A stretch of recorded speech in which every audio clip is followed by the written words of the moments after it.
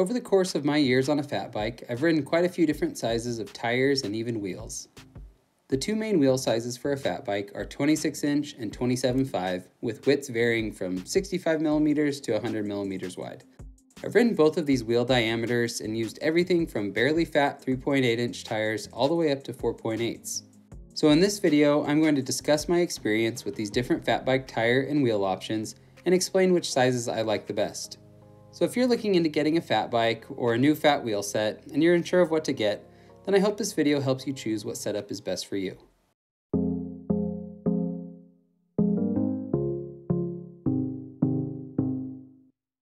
When fat bikes first started coming into mass production, the 26-inch wheel size was king. The Surly Pugsley, one of the first widely available fat bikes on the market, had 26 by 3.7-inch tires on 65mm wide rims. While this was a huge improvement in the float department compared to normal mountain bike tires, tires and wheels would only get wider from here. In fact, many trail systems that are groomed for riding in the winter have a minimum width requirement of 3.8 inches to prevent rutting in the snow. Wider tires need wider rims, so 80mm wide rims quickly became the go-to size because they were wide enough to run a 4.5 or 4.8-inch tire, but narrow enough to still run a 3.8.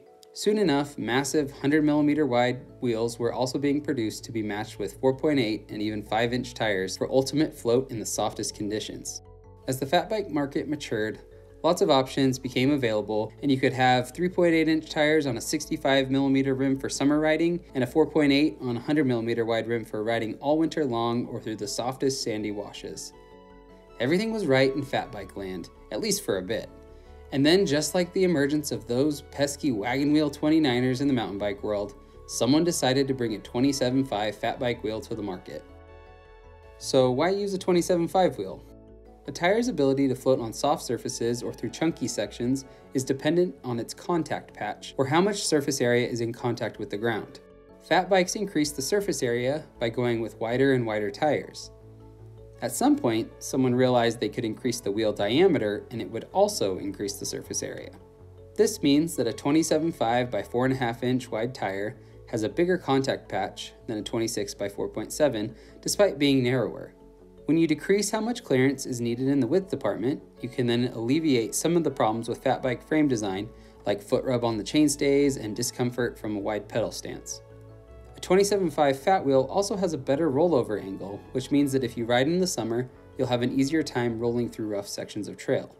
I'm a big fan of the 29 plus wheel size because of its ability to float over chunky terrain and roll over anything in its path. A 27.5 fat wheel set gives a similar, although slightly slower rolling feeling, which makes it great for riding fat all year long.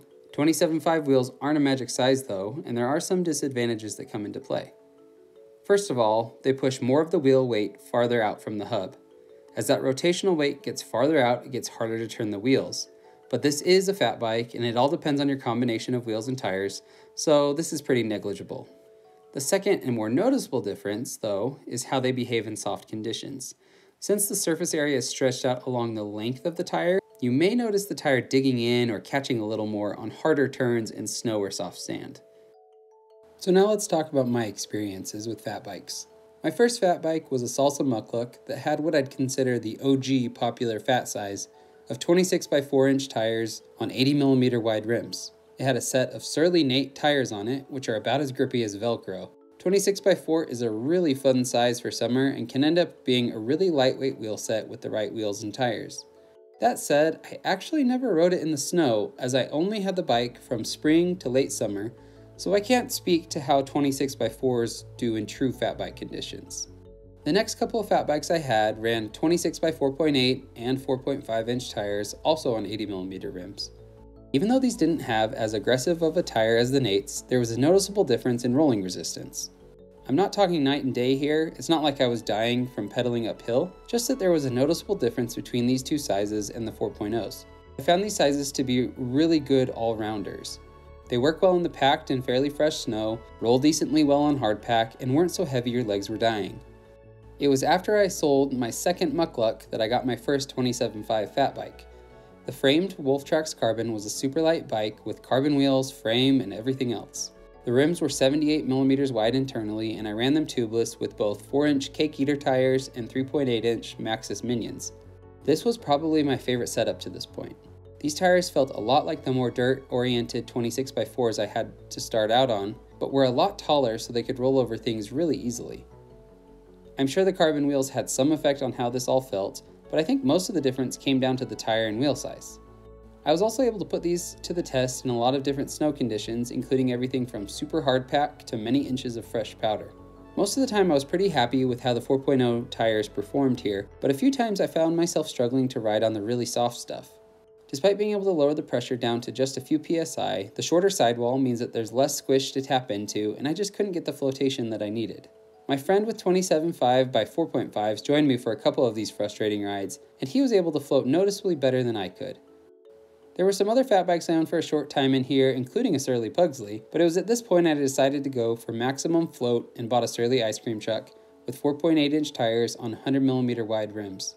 Did I get the float I was interested in? You bet. Did it make the ride on dirt less enjoyable? Yeah, actually it did. While this wheel set in particular isn't supposed to be lightweight, these things were very heavy and pretty slow rolling. 4.8 inches is a lot of tire width, especially when stretched out over a really wide rim. These tires did great in really soft conditions, but everywhere else they were a bit of a beast to push around. I'm someone who doesn't really care about bike weight all that much, but this was the first time that I ever cared. After selling my ice cream truck and building up my RSD Mayor, I had a decision to make on what wheel and tire size to go with. Given all of my experience and the places I'll be riding most of the time, I've decided to go for a 27.5 platform, similar to what I had on my Wolf tracks. I'll have details on that wheel build in another video, but for now, here's my breakdown of fat wheel sizes and their best use cases. I'm sure there are other combinations out there, but this covers the vast majority of what's out there in the market. 26 by 3.8 or 4-inch tires on 80mm or narrower wheels. This combo is a great summer wheel set. It's light and playful for a fat bike and is a ton of fun for all kinds of mountain bike trails. If you have some sand or get some light snow, this is a great option. 26 by 4.3 to 4.8 on 80mm rims. If you're looking for an all-rounder setup, this is probably it. You get a decently wide tire with a middle ground rim width to keep the tire from getting too rounded. It'll be a little more taxing on long summer rides and too narrow for deep powder, but it'll get the job done. 26 by 4.8 on up on 100mm rims. If you want a dedicated wheel set for riding in snow or sand, ultra-wide rims and tires are going to be the perfect fit. Keep in mind though that you'll probably suffer when it comes to overall speed and playfulness on dirt or really hard-packed snow. 27.5 by 4.0 on 80mm or narrower rims. Like the middle-of-the-road 26-inch tires and wheels, this size is a great all-rounder. It'll do decently well in snow, but in my opinion is more fun and capable on the dirt due to the increased diameter. 27.5 by 4.5 on any rim. There aren't a ton of options in the 27.5 fat world, but a 4.5-inch tire gives you a ton of float, rollover, and traction. So if you want to go with a 27.5 fat wheel and ride in a lot of soft conditions, this is your best bet. Keep in mind, this is a massive tire. So that's my breakdown of my experience with different fat bike wheel and tire combinations. If you're looking at getting a fat bike or wanting a new wheel set for yours, then I hope this video helps you make a decision. Like bike choice, there's no best bike for everyone. It's highly dependent on what and how you ride. If you're riding mostly on dirt, then a narrower rim and tire will probably be your thing, while if you're looking at hitting the snow or sand, go for the big tires. If you enjoyed this, be sure to leave a like and share this with your friends. Thanks for watching, and I'll see you next time.